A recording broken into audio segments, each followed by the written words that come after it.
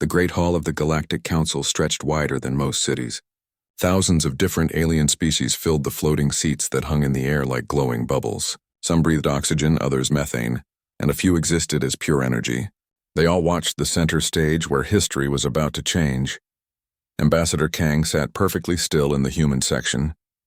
Her black hair was pulled back in a simple style, and she wore a plain gray uniform that looked boring next to the colorful robes and armor of other diplomats.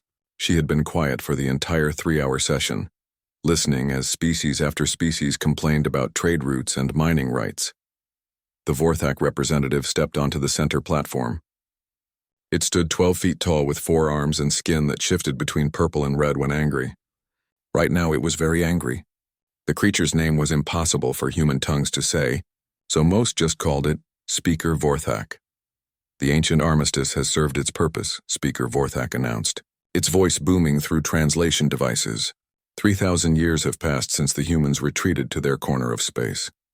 3,000 years of peace and growth for all civilized species. Murmurs filled the hall. Some aliens nodded their various heads in agreement. Others shifted nervously in their seats. The humans had been quiet neighbors for so long that most younger species barely remembered they existed. The Vorthak Empire has watched and waited, the speaker continued. We have seen how the humans live in their small territory. They build no new colonies. They send no explorers. They have grown weak and lazy in their isolation. Kang's expression didn't change. She continued to sit with her hands folded, watching the speaker with dark, calm eyes. The galaxy has changed, Speaker Vorthak declared. Resources are limited. Space is precious. The humans control 17 star systems that could support billions of productive citizens from other species. This waste cannot continue. More murmurs, louder now. The Altarian delegate, a blue-skinned being with large eyes, stood up. The armistice was signed by all major powers. Breaking it would violate 3 millennia of galactic law. Speaker Vorthak's skin turned a deeper red. Laws change. The weak do not deserve protection simply because they once showed strength. The humans had their chance to join galactic civilization. They chose isolation instead. What exactly are you proposing? Asked the delegate from the Christek Collective, its voice like breaking glass. The Vorthak Empire formally declares the armistice void, Speaker Vorthak announced. Human space is now open for colonization by species that will use it properly. Any resistance will be met with appropriate force. The hall erupted in noise. Some species cheered, seeing opportunities for expansion. Others argued about legal precedents and ancient treaties. A few of the older delegates looked worried, though most couldn't remember why. Through it all, Kang remained silent. The council speaker, an ancient being whose species had helped found the galactic government, called for order. Its voice carried the weight of millennia. This is a serious matter. The human representative must be allowed to respond. All eyes turned to Kang. She stood slowly, her movements careful and precise. When she walked to the center platform, her footsteps were the only sound in the vast hall. She was small compared to most aliens present. Barely 5.5 feet tall, weighing perhaps 120 pounds. Next to Speaker Vorthak, she looked like a child. But something about the way she carried herself made other delegates lean forward in their seats. The Republic of Earth acknowledges the termination of the armistice, Kang said. Her voice was quiet, but somehow everyone could hear every word clearly. We understand that the Vorthak Empire considers our isolation a sign of weakness. Speaker Vorthak's forearms crossed over its chest. Finally, you admit the truth. Will you surrender your territories peacefully, or must we take them by force? Kang looked up at the massive alien with the same expression she might wear while reading a grocery list. Neither. Speaker Vorthak laughed, a sound like grinding stone. You have 17 small worlds and a handful of colonies.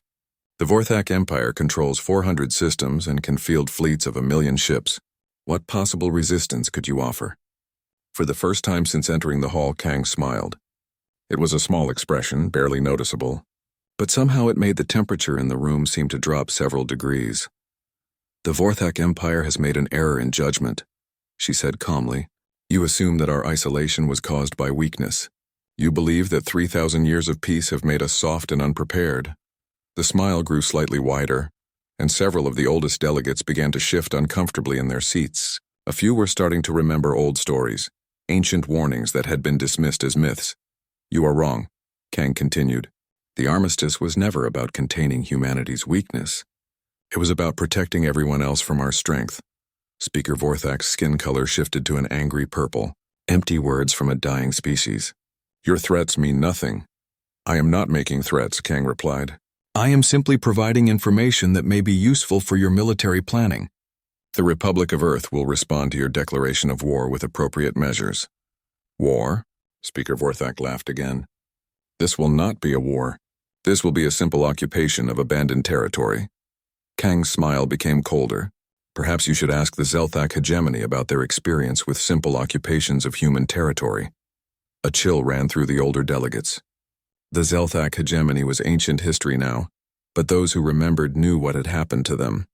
They had been one of the most powerful empires in the galaxy, controlling thousands of worlds and commanding vast fleets. Then they had tried to enslave a human colony. Within 6 weeks, every Zelthak ship, station, and settlement had been reduced to floating debris. An entire civilization had simply ceased to exist. No survivors, no prisoners, no trace that they had ever ruled among the stars. The Zelthak were weak, Speaker Vorthak declared, but its voice lacked the confidence it had shown before. Ancient history has no bearing on current realities. Ancient history, Kang repeated thoughtfully. Yes, it has been 3,000 years since humanity last demonstrated why we were given our own territory in the galaxy. Perhaps it is time for a reminder. She looked around the hall, meeting the eyes of delegates from dozens of species. The Republic of Earth officially accepts the Vorthak Empire's declaration of war. We will respond accordingly. The way she said accordingly made several diplomats reach for their emergency communicators to warn their home governments. Is that all? Speaker Vorthak demanded. No pleas for mercy? No offers to negotiate? Kang turned to face the massive alien directly. Why would we negotiate with dead beings? The hall fell completely silent. Even the background hum of life support systems seemed to quiet. We have been preparing for this day for 3,000 years, Kang said quietly. The Vorthak Empire has given us permission to show the galaxy what that preparation has achieved. We are grateful for this opportunity. She bowed slightly to Speaker Vorthak, the polite gesture somehow more threatening than any weapon. We will begin shortly, she said, then walked back to her seat. As she sat down, folding her hands in her lap once again, Speaker Vorthak began to realize that its empire might have made a terrible mistake. But by then, it was far too late to take back the declaration. The 3,000-year peace was over and humanity was smiling. The observation deck of Station Alpha 7 hung in neutral space far from any star system. It served as a meeting place for historians, researchers, and other beings who dealt with old knowledge. Most visitors came to trade information or research ancient cultures that no longer existed. Elder Kyung floated in his specialized tank, tentacles dancing through the water as he worked at multiple data screens. His species lived for tens of thousands of years, which made him one of the few beings alive who had actually witnessed the first human war.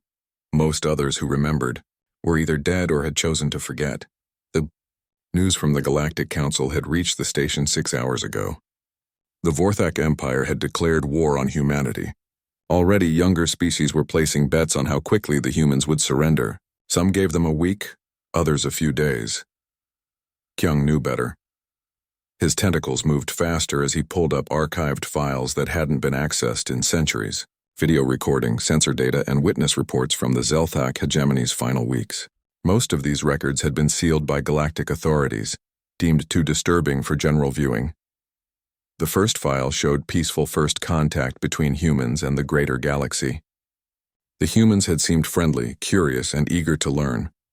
Their technology was impressive but not threatening. They traded fairly, shared scientific knowledge, and generally made good neighbors. Everything changed when the Zelthak decided to expand into human space. The Zelthak hegemony had been one of the oldest and most powerful civilizations in the galaxy. They controlled over 2,000 star systems and commanded fleets so vast they could block out suns. When they announced plans to claim a small human colony for their own use, most observers expected quick capitulation. The humans had other ideas. Kyung's primary display showed the timeline of what followed. Day 1, Zelthak fleets surrounded the human colony of New Perth. Day 2, the humans politely asked them to leave. Day 3, The Zelthak landed troops and declared the world part of their empire. Day 4. Everything went wrong. The first sign of trouble came when Zelthak communications with their fleet went silent. Not jammed, not attacked, simply silent. When rescue fleets arrived, they found empty space where 1,000 ships had been waiting. No debris, no energy signatures, no trace that the fleet had ever existed. Kyung's tentacles trembled as he reviewed the sensor data from that day. The recordings showed something that still made no sense after 3,000 years. The Zelthak ships hadn't been destroyed. They had been unmade. Every atom separated and scattered across space so thoroughly that even the most advanced sensors couldn't detect where they had gone. The war escalated quickly after that. The Zelthak threw everything they had at the humans, convinced that overwhelming force would succeed where subtlety had failed. Fleet after fleet jumped into human space, each one larger than the last. None of them ever came back. The pattern was always the same. Zelthak forces would arrive in a human system ready for battle. They would find empty space and a few small human stations. Then something would happen, something the sensors could never quite record properly, and the Zelthak would cease to exist. Kyung pulled up a communication from a Zelthak admiral, sent just before his fleet's final jump. The humans cannot be using conventional weapons. Our shields and armor are rated against anything in the known galaxy. Yet ship after ship simply vanishes when they engage human forces. It's as if the humans have found a way to edit matter out of existence. The war lasted exactly 43 days from start to finish. When it ended, the Zelthak hegemony was gone. Not defeated, not conquered, completely erased. 2,000 star systems that had been populated for millennia suddenly stood empty. Cities that had existed for millions of years were reduced to perfectly level ground. Even the graveyards had been cleaned away. The only thing the humans left behind was a message broadcast on all frequencies. This is what happens to slavers. Choose differently. Kyung's research had consumed decades of his life trying to understand how it had been possible. The humans had been outnumbered 1,000,000-1. They should have been crushed within hours. Instead, they had eliminated one of the galaxy's greatest powers without apparent effort. The scariest part wasn't the destruction itself. It was how the humans had carried it out. No anger, no dramatic speeches, no demands for surrender. They had approached genocide with the same calm efficiency most species use to file paperwork. After the war, the humans had appeared before the Galactic Council and made a simple request. Give them a section of space where they could live quietly, and they would never again interfere in galactic affairs. The traumatized council had agreed immediately, drawing up the armistice that had kept the peace for 3,000 years. Most species had been relieved when the humans retreated to their corner of the galaxy. The younger generations eventually forgot why everyone had been so afraid. But Kyung remembered, and his research had revealed a terrifying truth. The humans hadn't retreated out of kindness or exhaustion. They had been holding back during the entire war. Kyung's tentacles found a classified report from a galactic intelligence agency, written just after the armistice was signed. The analysis was chilling. Human technological capabilities appear to exceed anything in known space by several orders of magnitude.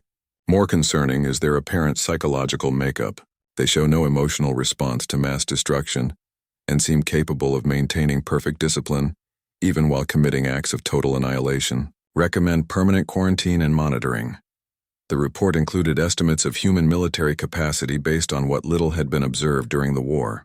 The numbers were staggering, but Kyung suspected they were still too low. The humans had ended the Zelthak hegemony using what appeared to be routine patrol ships and standard defensive measures. Now, 3,000 years later, the Vorthak Empire was about to learn the same lesson. Kyung's communicator chimed with an urgent message from the Galactic Council. They wanted all historical data on human military capabilities immediately. Apparently, someone had finally realized that letting the Vorthak start a war might have been a mistake. Too late, Kyung thought. Far too late. He began compiling the files anyway, though he doubted they would help. The galaxy was about to remember why some species were better left alone.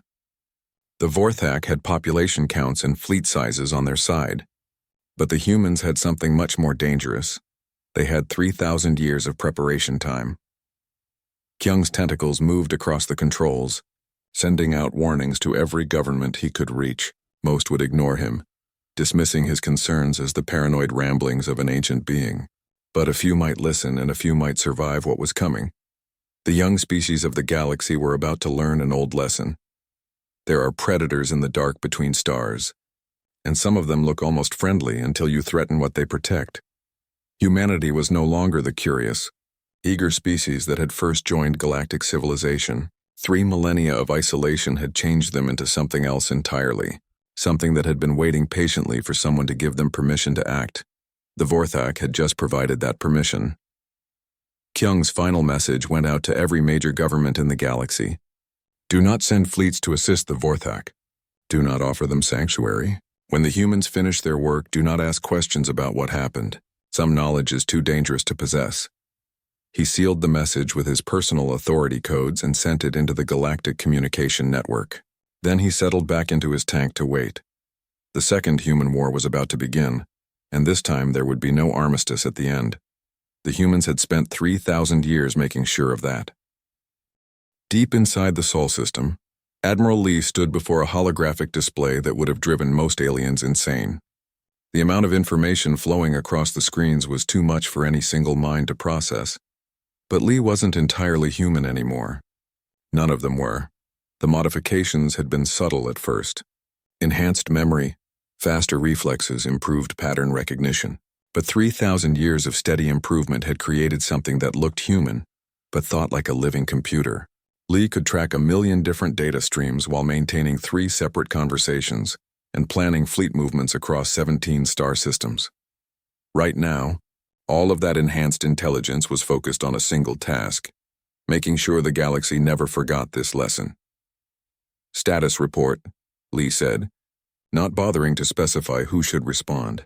The AI systems knew what information was needed. Vorthak fleet movements are proceeding as expected, came the reply from Captain Su, currently stationed near the edge of human space.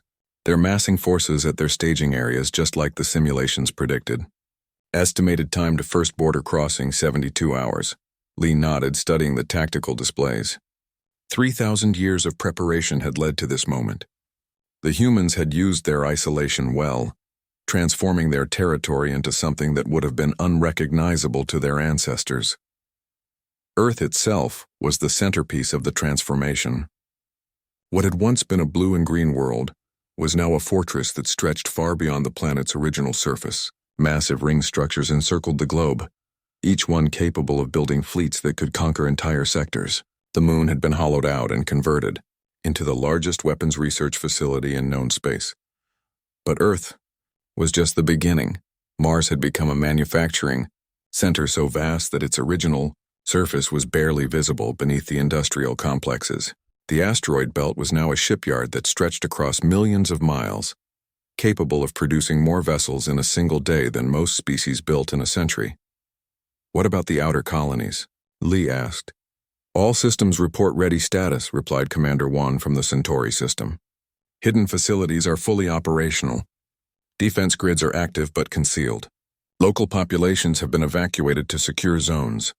That was another change the galaxy didn't know about. Humanity's 17 star systems were just what they allowed others to see. The real human territory included over 10,000 hidden worlds, each one a fortress designed to survive anything the galaxy could throw at them. The evacuation plans had been practiced for generations.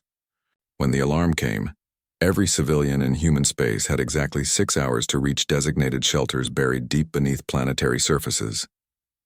The shelters were more than just hiding places. They were complete underground cities designed to support populations for centuries if necessary. Not that the war would last that long. Biological status report, Lee requested. Dr. Yoon's voice came through the communication system from a medical facility orbiting Jupiter. All combat personnel have completed final enhancement procedures. Reaction times are now operating at maximum efficiency. Pain response has been reduced to minimum levels. Emotional dampening systems are fully functional. Lee's expression didn't change, but a small part of the Admiral's mind noted the irony. The galaxy feared humans because of their capacity for violence, so humanity had spent 3 millennia making themselves even more efficient at it. They had removed the biological limitations that might cause hesitation, fear, or mercy during combat operations. What about the new technologies? Lee asked. Quantum displacement drives are ready for fleet deployment, reported Chief Engineer Park from the research station near Pluto. We can now move entire battle groups instantly across distances that would take conventional ships months to cross. The Vorthak won't know we're coming until we're already there. The quantum drives were just one of humanity's new advantages. 3,000 years of focused research had produced breakthroughs that bordered on magic.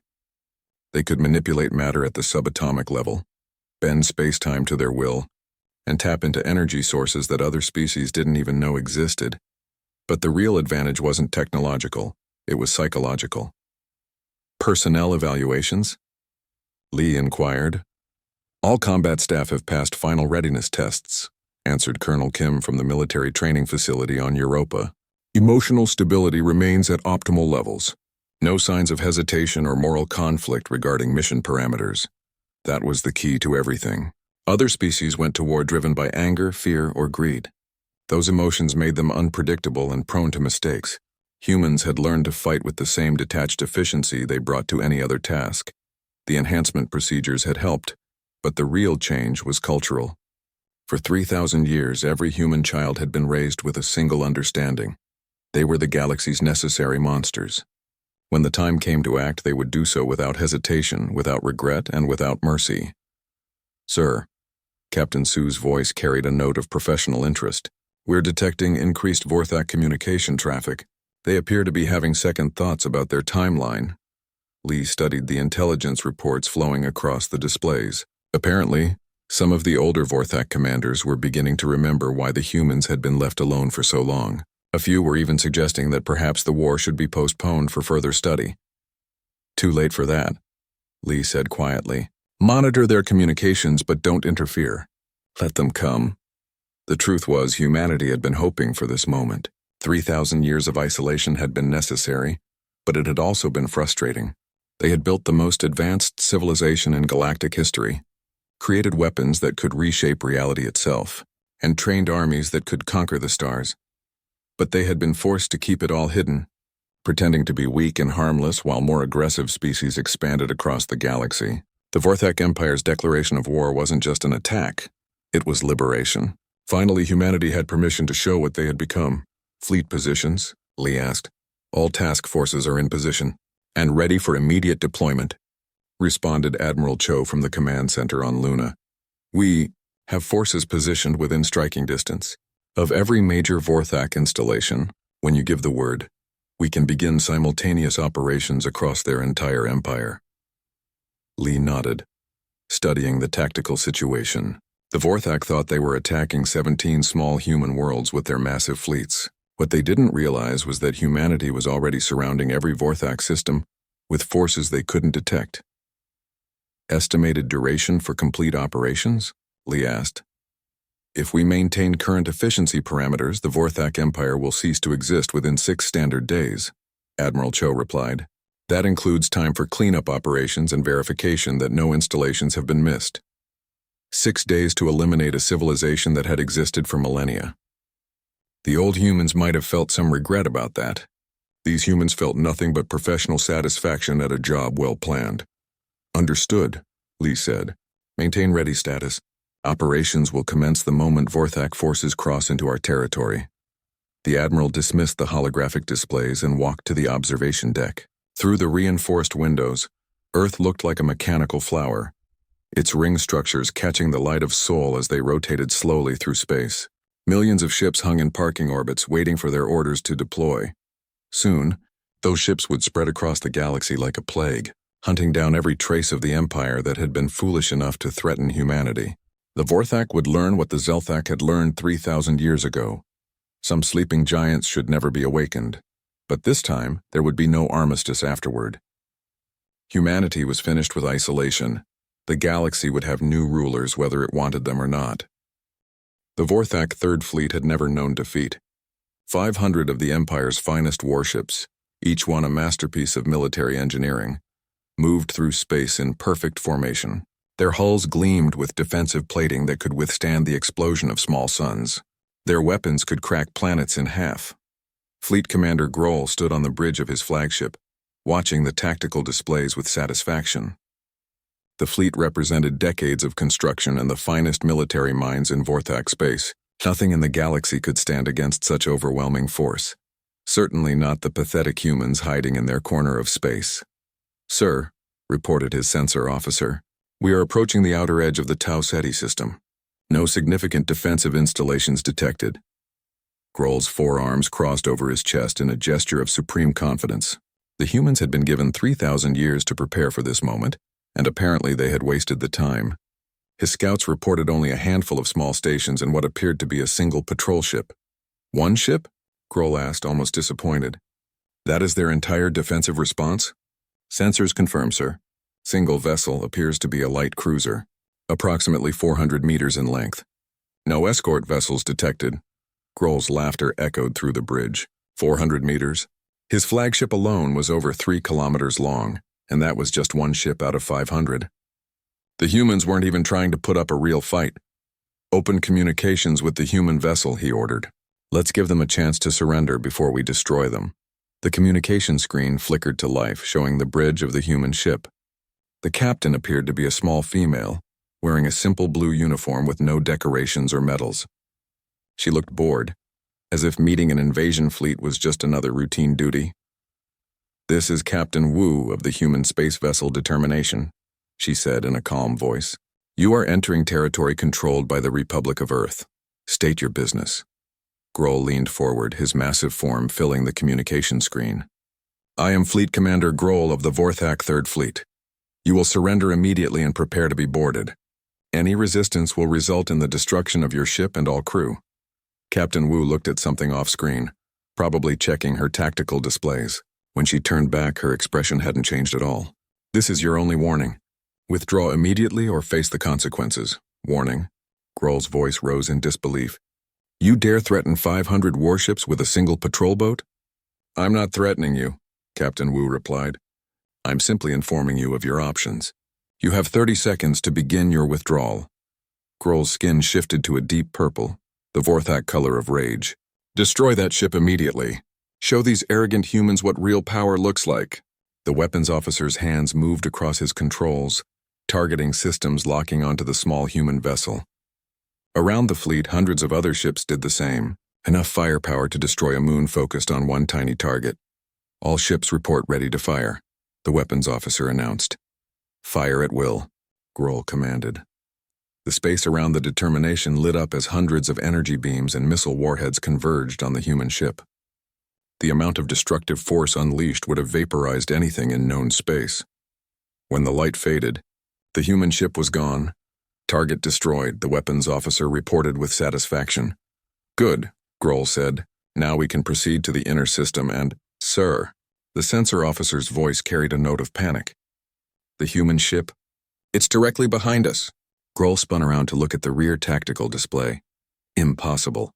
The Determination sat in space less than a kilometer behind his flagship, completely undamaged. It hadn't moved around the fleet, it had simply appeared there, as if it had stepped sideways through reality itself. "How did they—" Grohl began. Captain Wu's voice came through the communication system, calm as ever. "You were warned. Now face the consequences." The human ship fired once. Not a barrage of weapons, not a sustained assault, just a single pulse of energy that seemed almost gentle compared to the massive bombardment the fleet had just unleashed. The pulse spread outward from the Determination like a ripple in still water, washing over the Vorthak ships without any visible effect. For a moment, nothing happened. Then the flagship's engines went silent. "Engineering report," Grohl shouted. "Sir, we're reading total system failure across all decks. Engines, weapons, life support, communications, everything is shutting down simultaneously. I don't understand what's happening." Grohl looked at his tactical displays, watching in growing horror as the same thing happened to every ship in his fleet. 500 of the most advanced warships in Vorthak space, reduced to drifting metal in 17 seconds. "This is impossible," he whispered. "Our systems are hardened against any known form of attack. Nothing should be able to penetrate our defenses." Captain Wu's face appeared on the communication screen again. "Your mistake was assuming that you knew the limits of what was possible. Humanity has spent 3,000 years expanding those limits. What did you do to our ships?" Grohl demanded. "We turned them off," Captain Wu explained, as if she were describing how to operate a simple switch. Your ship's systems are now operating under our control rather than yours. We could turn them back on if we wanted to. We don't want to. Grohl watched his sensor displays as they began showing something even more terrifying than system failures. The hulls of his ships were starting to dissolve, not melting or exploding, simply ceasing to exist atom by atom in perfect order. "You're disintegrating our ships," he said, his voice barely above a whisper. "Recycling," Captain Wu corrected. "The materials will be put to better use. We're quite efficient about these things." Around the flagship, 499 Vorthak warships faded away like morning mist.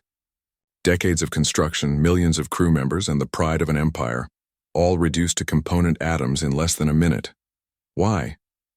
Grohl asked. "Why are you doing this?" "Because you declared war on us," Captain Wu replied. "The Vorthak Empire wanted to demonstrate its power by conquering human space. We are demonstrating why that was a poor decision." Grohl's ship was the last one left, its hull slowly dissolving from the outside in. Emergency systems screamed warnings that no one could act upon. The crew ran through corridors that were disappearing beneath their feet. "Please," Grohl said, his anger replaced by desperate fear. "We surrender. Call off your attack. We'll withdraw immediately." Captain Wu studied him with the same expression she might wear while examining an interesting insect. "The time for surrender was 30 seconds ago. You chose violence instead. But you can't destroy an entire fleet. The galaxy has laws. There are rules about warfare." "Yes," Captain Wu agreed.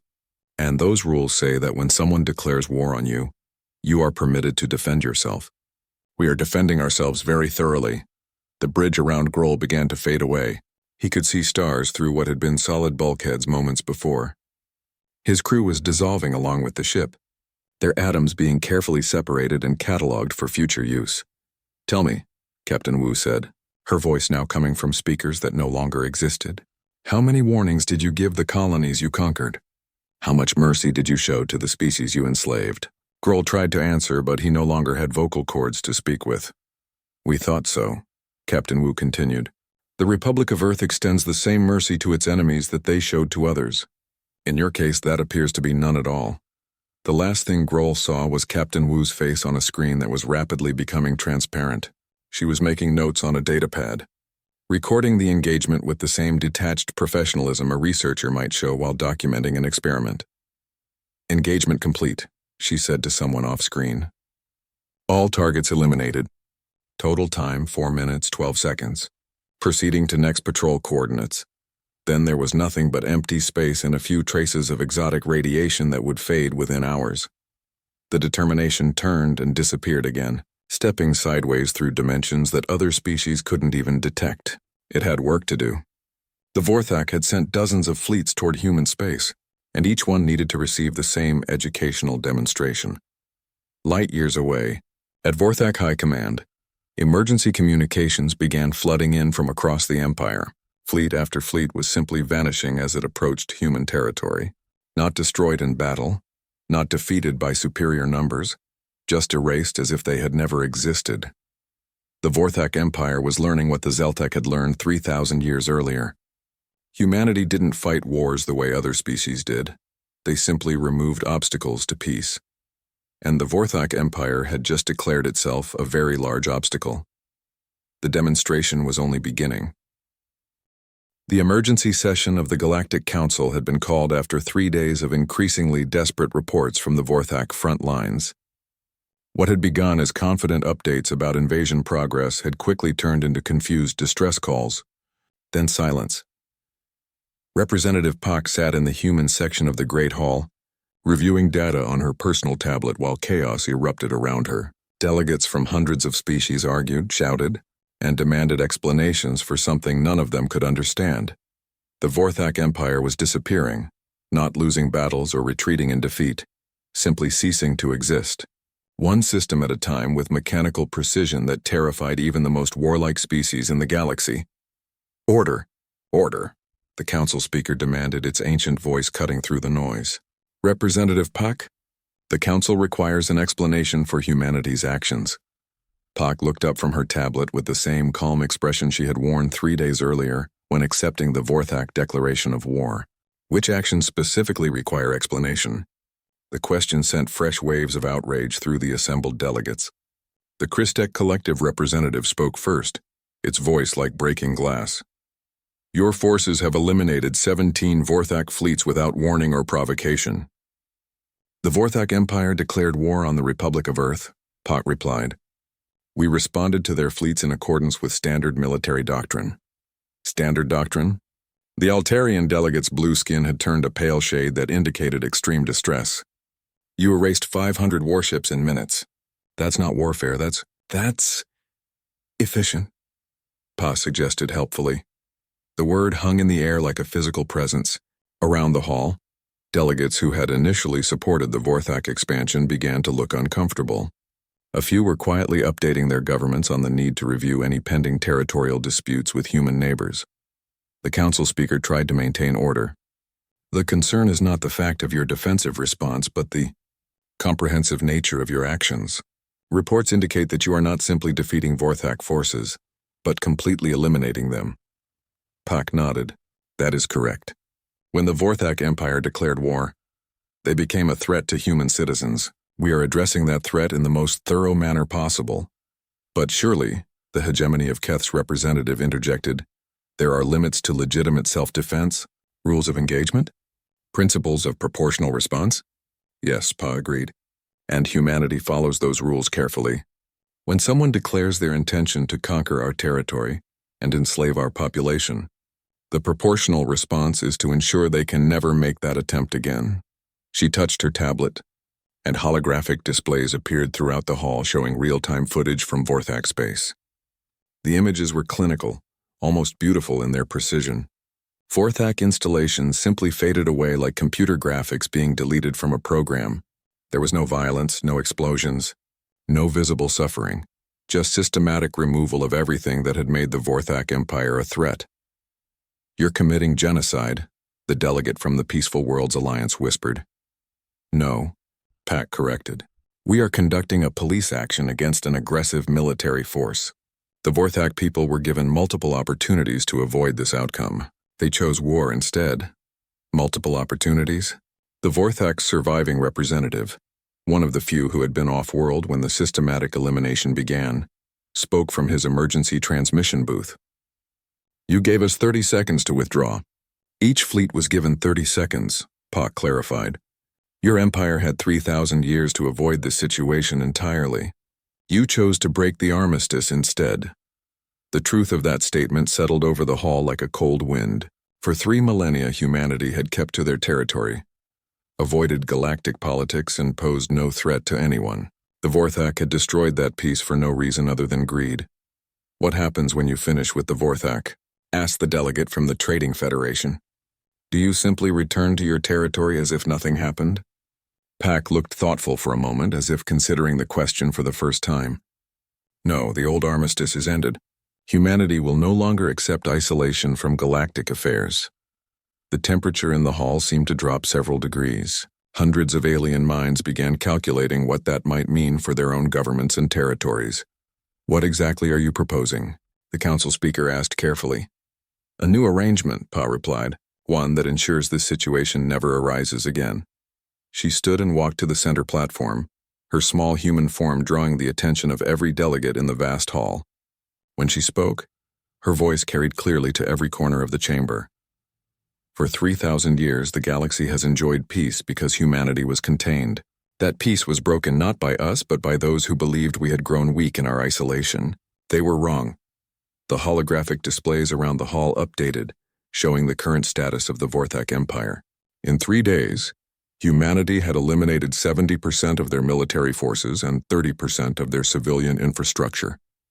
The process was accelerating as more human forces reached their targets. The galaxy now has a choice, Pak continued.